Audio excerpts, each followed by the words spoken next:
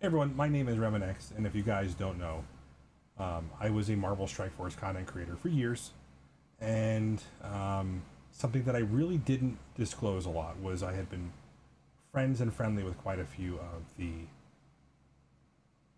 legends kind of in the industry of gaming for a while, and had done some consultant work on and off for the past 20 years, which I kind of leveraged when COVID happened as I became a content creator at the same time. So, full disclosure, I've been kind of hinting at a project I was working on, and we're going to talk a little bit about that in this video, and then we're going to talk a little bit more about what could be happening next, etc. So stay tuned for that as well.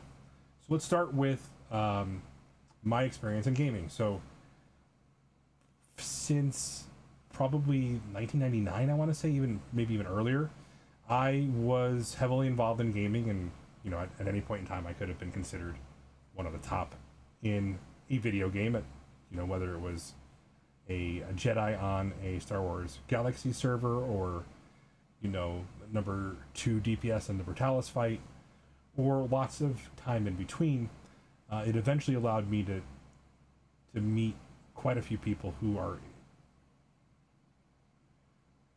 very influential in the industry itself, and that actually culminated a little bit with some of the people I met here in Marvel Strike Force. So about 6 years ago, I started becoming a community manager in a startup game, and it gave me a lot of exposure to the startup process. And in 2022, we began looking at building our own mobile game.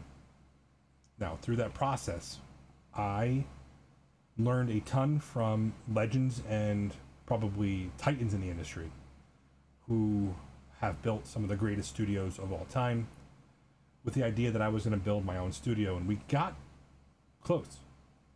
But unfortunately, that project has come to an end. So here are some of the things I've learned. Specifically, I was responsible for interviewing and building a team. I probably had somewhere between 60 interviews and communications with people in the industry. I also will say that I learned how to build budgets around building a game of this nature. So, full disclosure, the game was going to be very similar to Marvel Strike Force. Now, there were two different games. One was going to be based on a major IP, so I actually have experience now with what acquiring and maintaining a license could look like.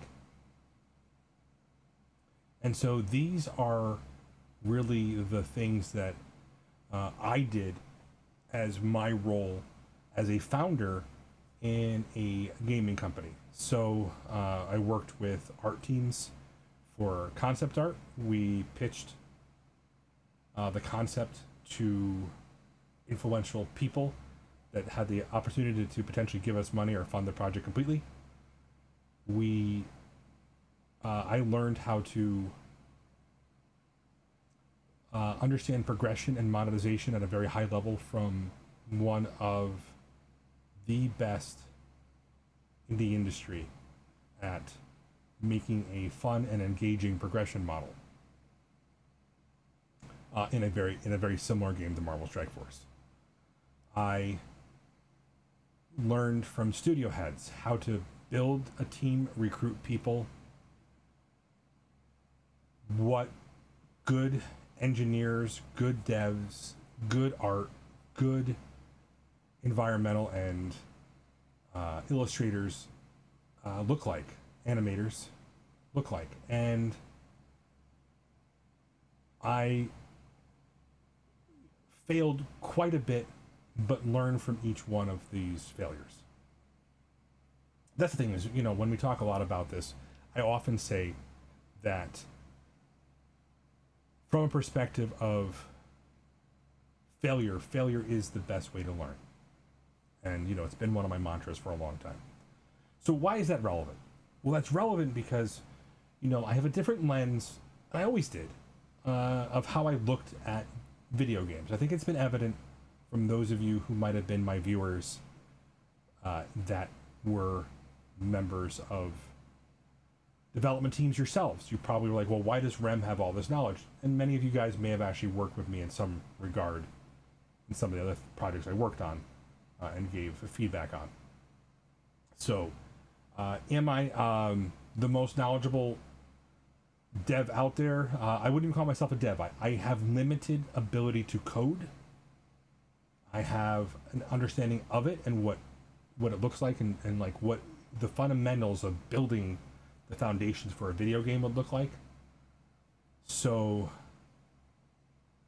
without going into specifics, because these are proprietary to me and the company I was going to build, there are some foundational excellence concepts and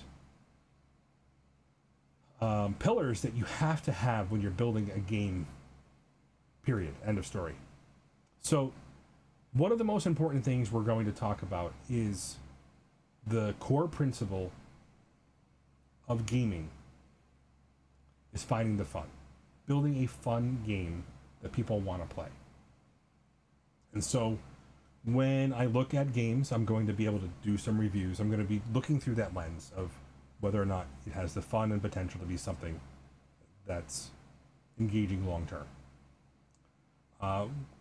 Part of that is going to be the core loop that players utilize to engage in a video game, the things that help them, what are they doing to grow and experience the game? The core loop is the fundamentals of fun. It's the idea of what are they doing, what are they getting, and how is that relevant to the overall story and outcome of the game. So all of these things are relevant to Marvel Strike Force, but even beyond. So I hope to you guys understand that we are literally on the cusp. My hand wasn't an issue, so I'll go over that in a minute. We would have already had the podcast going, but we're going to have legends in the industry that are going to be coming on our podcast discussing, what it would be like in today's game. Like, could they build the games that they're known for, the studios they built in today's environment? And what is really wrong with gaming today? We'll even talk about many of these players have played or Marvel Strike Force or similar games, so they can give some feedback. These will be from people that are legends in the industry, also outside the industry, celebrities, etc., that have been people I've crossed paths with in my life.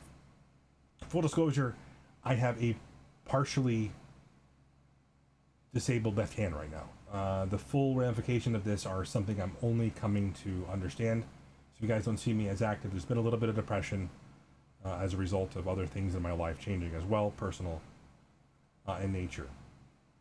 But currently my left hand, you guys see this, sometimes I can't close, if I use these fingers, these other fingers kind of don't respond. If they do, it's like a mental response to make them close. And then if they're closed, I'm not flashing you the okay or the loser signal, they just don't always open. And so it's hard for me to consistently play. And if I touch the actual where the nerve is damaged, then I have shooting massive pain. So that's just an aside to that here. So anyway, stay tuned, guys. I'm going to go through a lot more in depth. You may, again, for all intents and purposes, I can answer some questions about my experience building a video game. Love to have you guys have some feedback. I will be reviewing them, comments, etc. If it's something under NDA, I won't be able to reveal it, and just understand that is something that I will always hold dear, because I still want to work and do work with those in the industry. So anyway, guys, up and coming content. You guys see I started a brand new free-to-play account here on Marvel Strike Force. You guys will be seeing that coming soon to videos very, very soon for my feedback, and then also some additional content, and maybe make another channel. We'll see. Anyway, guys, thanks for tuning in. Thanks for listening. Remember, I do things so you don't have to, and I try to make a game.